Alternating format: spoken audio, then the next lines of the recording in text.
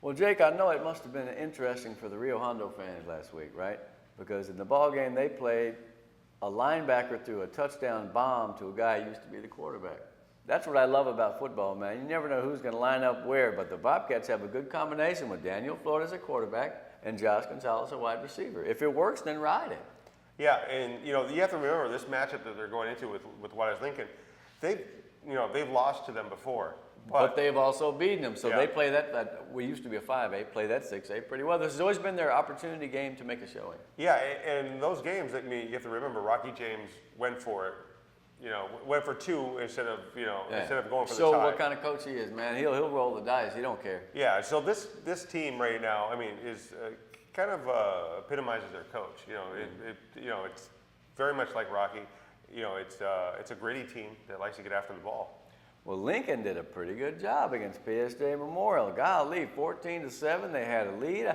You of course last week were mean to Lincoln. He got some emails about it. By the way, I got a call. Yes, yeah. I got a call from a friend that coaches over there. I'm just kidding. I actually used to coach at the Juarez of Edinburgh, so I know exactly what you guys were dealing with. But look, I know. I'm just kidding when I say that. Because you coach them up, and Juarez Lincoln is good effort. They played really well in the first week. They're no slouch. And let's face it, they'll have a size advantage. Yes. Maybe over Rio Hondo, and it's a lower classed team. So I'm excited for Lincoln. I think Rio Hondo's still trying to work some things out, but Josh Gonzalez, I'm telling you, he's a pretty good athlete. Yeah. And they've got some other kids. I wonder how Mike Yanez did. I got to call and check up and see how he did. That's my big defensive end over there. I like that guy.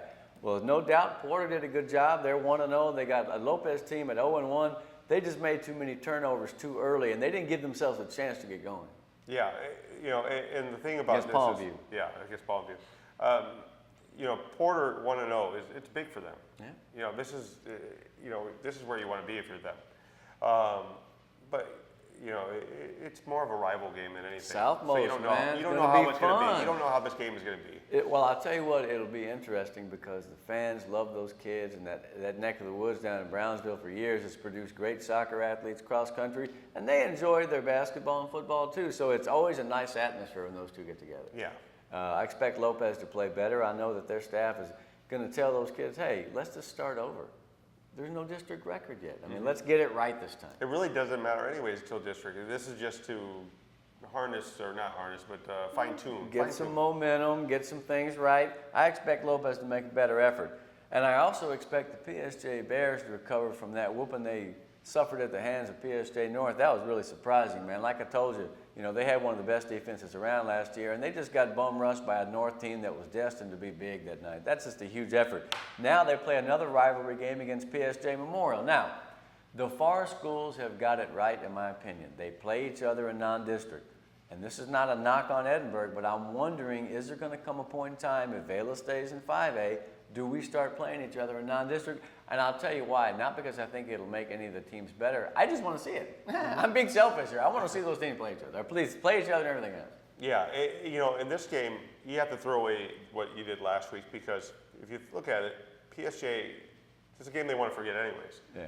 But they're going to go in against PSJ Memorial. It's ready to rock and roll, It doesn't really matter. It's going to be like mission vets. You can pretty much throw away what you thought was going to happen because it's probably going to be nitty-gritty, Well, in the trenches. PSJ Memorial, we touted them pretty good, and I feel like that's a real good team. They had to struggle to beat Lincoln. But you know what? When you got receivers like they do, they'll bail you out. Sines caught a 30-yarder. Bocanegra caught the winner. Look, they've had some guys in the past that were stellar athletes that will save the day when you least expect it and when you most need it, and they did so. And they snuck out of there 14-7 with a win. I think that them and the Bears are going to be competitive. In fact, I'll predict that it's going to come down to the wire. What do you think of that? So much for predictions. Anyway, Santa Rosa, La Feria, I've seen many of those games in the past, and those are teams that ain't too far away from each other, so in a sense, it's kind of a rivalry game too. Yeah, and Galpin had a very good first game. 31-3 at the half. Yeah, just a little bit. Yeah, just a little game. Little bit of a... But Leo Lotta for Santa Rosa, here's the name to remember. I'm going to give you a name. Devin Saldivar. 46-yard touchdown, 79-yard touchdown. Santa Rosa can get up and down the field. I've been hearing about that kid. Apparently, he's the real McCoy, man. Well, they've had guys over there before that, you sit there and go, wow. You know. Yeah. They love sports in Santa Rosa. It's a little bitty town, but man, they get after it. Yeah, I drive through there when I go to Harlingen. Oh yeah, and you make that little turn on the right there. Yeah. So if you go there, look, anybody knows that Santa Rosa can field a good team. You know, the question is, can you beat La Feria? This is a team that was really good in 7-on-7. They're showing it right now that their offense isn't just 7-on-7. They can do it all. Well, I think it's going to be fun. Those are those games that, like Lyford, Raymondville, Santa Rosa, La Feria. I love to go to the atmosphere games, Rio Hondo PI, because man, you're real close. The fans are on top of you. It's super loud. I mean, you know, you're out in the middle of nowhere. It's the best thing in the world.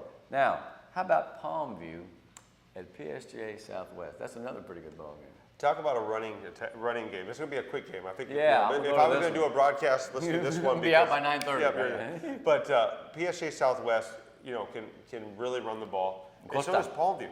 Palmview runs the ball. I mean, you're talking about two running teams. So I mean, it's going to be a very quick game. Gutierrez, Rodriguez, and Rosa sounds like a law firm. No, it's the Palmview offensive line, and they lay down the law, man.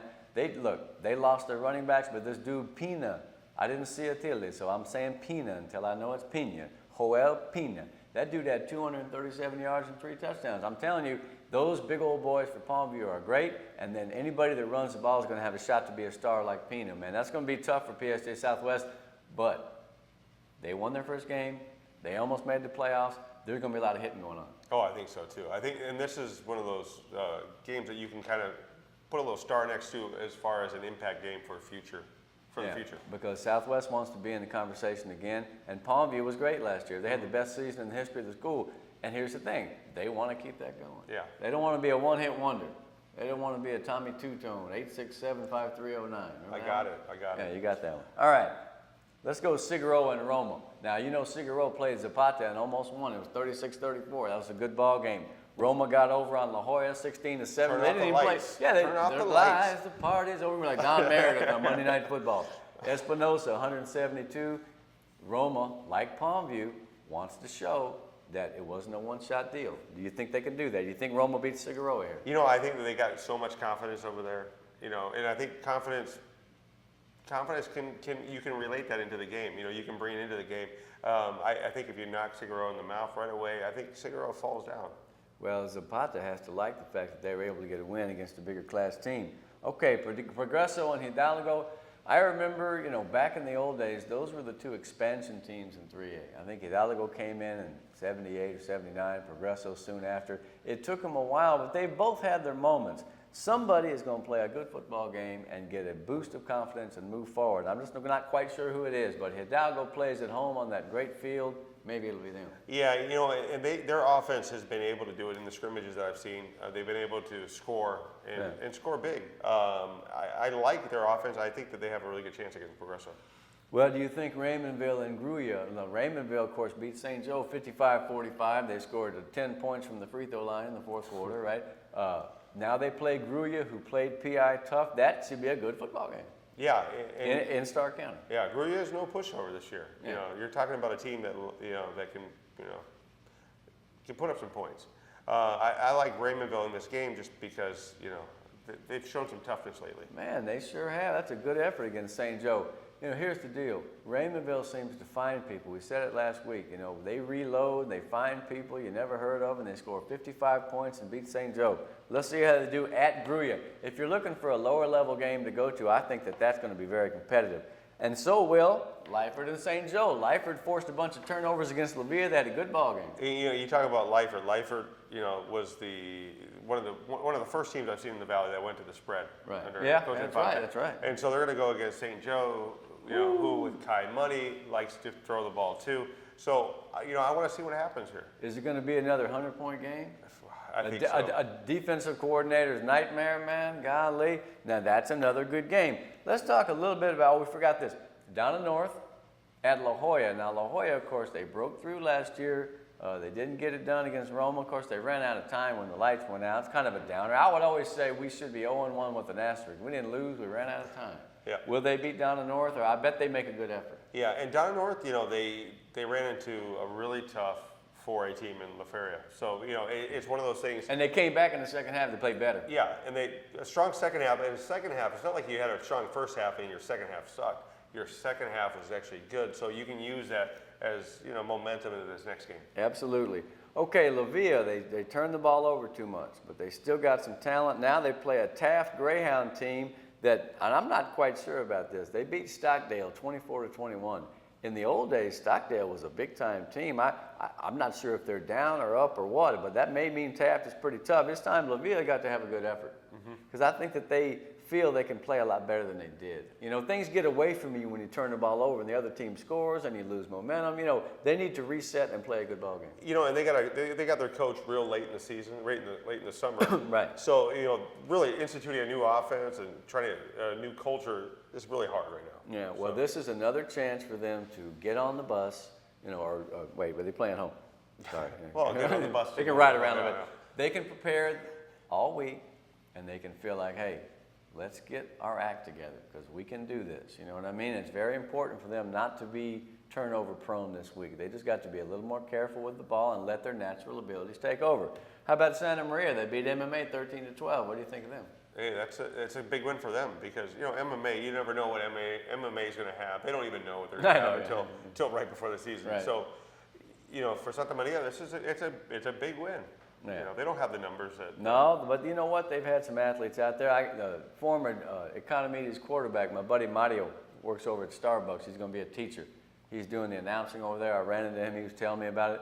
He said the Cougars are pretty tough. Man, we're going to find out. They are off this week. Then they play Santa Gertrudis, which is a brand of cattle, but it's also a little high school and a football team. And so, hey, everybody heard from, including Monte Alto and Oratory. Now, both of them lost last week, and they have tough games. London is playing Oratory. Monte Alto has Bruning. There's some good teams right there. Yeah. But, hey, it starts now for those teams. Just like it starts now for every team. Week 1 is in the books. You now know there's no more Kool-Aid drinking in July when you can say everybody's a champ. Everybody's got something to work on. Some teams have successes to build on. Other teams have things they really need to improve on. And so let's see what happens. Well, one team we are forgetting about. Who? Harlingen. We have not talked about Harlingen. Every week here, yeah. I was. You're looking at your notes to show horrible, you. Yeah. Every week we are designed to piss someone off, and it's Harlingen. Okay, well, it circles back to the theme of the day, right? Playing the big timers. Yeah. Why do you want to go up to play a San Antonio Reagan, which is a really, really good team? Yeah. Because it prepares you for if you make it to that next level of the playoffs. The Reagan Rattlers, now they're named after the president you might remember called Ronald Reagan. Although Austin Reagan is named after John H. Reagan, he was a postmaster general. Yeah, that's not Ronald Reagan. Yeah, John H. Reagan. We used to play him and they beat us to death every year. It's horrible. But the Reagan Rattlers were 12-2. David Wetzel's the coach. They're picked to do very well. I think they were 23rd in the state to start the season. They won their first game against O'Connor. Last year they lost to O'Connor, and then they beat Harlingen 42-0. Here's the deal. They've got something that Harlingen needs to see, which is a quarterback like Kellen Mond, who's a junior. That guy is going to college like there ain't nobody's business. So it'll give them a chance to pit that strength and that speed of their defense and see if they can slow that kid down because he's something. Yeah, and for Harlingen, it's also a way for them to find their next quarterback. Just to solidify that position. Trial under fire right here. Well, I wish the Cardinals the best. Anytime one of ours plays one of theirs, I'm as biased as they come. We didn't forget them on purpose. I know that they're going to be mad over there. My homeboy Art is writing me emails. What this and that. Bottom line is, hey, this is the show. That's Jake Berry. He will receive all complaints by email, phone, and carrier pigeon. I'm Greg Selber, and when we get back next week, we'll have one more point on the curve that will create a line. And by the time we get to district, we're going to know who's going to do what to whom. We think. We're out of here.